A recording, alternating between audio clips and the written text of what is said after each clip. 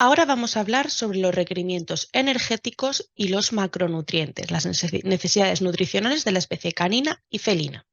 Las bases de la nutrición, que de lo que vamos a hablar ahora a lo largo de la presentación, se basan principalmente en aquello recogido en FEDIAF, NRC y AFFCO.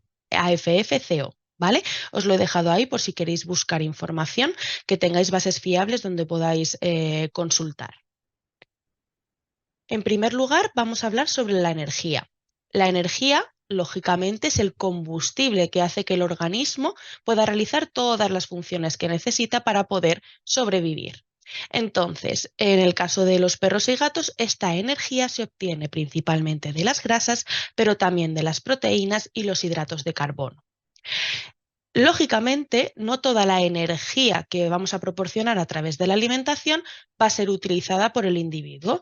De hecho, un 25% es lo que el animal pierde por todo lo que son los desechos, es decir, por los pises y por las heces. El 75% restante es lo que vamos a considerar y llamaremos energía metabolizable. Abreviado sería EM. ¿Vale? Esta energía metabolizable tiene multitud de funciones. He recogido aquí las más importantes, pero básicamente son los que mueven al organismo. Entonces van a estar presentes en absolutamente todo, desde una única célula hasta un conjunto de células que pueda formar, por ejemplo, el músculo. Entonces, ¿qué funciones principales son las que proporcionan esta energía? En primer lugar, van a conseguir que el animal mantenga una temperatura corporal adecuada para que puedan realizarse el resto de funciones del organismo. También es fundamental para el crecimiento del individuo, desde que nace hasta que se vuelve anciano.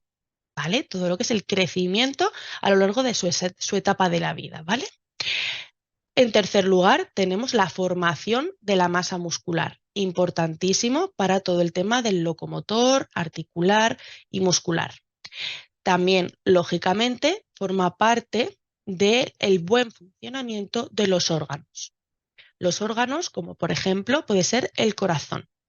Y por último, tiene un papel muy importante en la lactancia después y en la gestación, lógicamente, pero también en la lactancia, en la formación de esa leche materna para conseguir que el individuo, que los cachorretes se puedan desarrollar correctamente. Aquí os he puesto una tablita que me parecía bastante interesante para que sepáis, en función de qué macronutriente es, las kilocalorías por gramo que tiene. Y ahora vamos al tema más importante. Vamos a mirar cuáles son las necesidades energéticas de mantenimiento, que en este caso se va a llamar MER, en condiciones de una actividad física moderada y una temperatura controlada, en torno a los 20-22 grados, ¿vale? En el caso de cálculo de la energía de mantenimiento, tenemos que tener siempre muy en cuenta que tenemos la fórmula general, pero que luego hay factores que son externos e internos, que se pueden denominar factores de corrección, que pueden modificar estos valores o que van a hacer que la fórmula esté incompleta en el caso de que no estemos en condiciones de actividad física moderada y temperatura ambiental controlada. Es decir, un perro que se encuentra a la intemperie en un lugar como puede ser Finlandia no va a utilizar la misma energía de mantenimiento que un perro que habite en un domicilio y que esté, por ejemplo, en España. ¿Vale? Todos estos factores van a influir.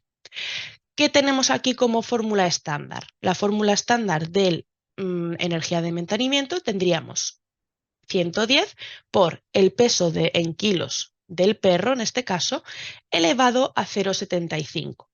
En el caso del gato es un pelín más bajo, sería 70 por el peso en kilos del gato elevado a 0,75 y aquí os he dejado una pequeña nota en el caso de que el gato esté esterilizado, se multiplicaría después por 0,8, que sería el factor de corrección.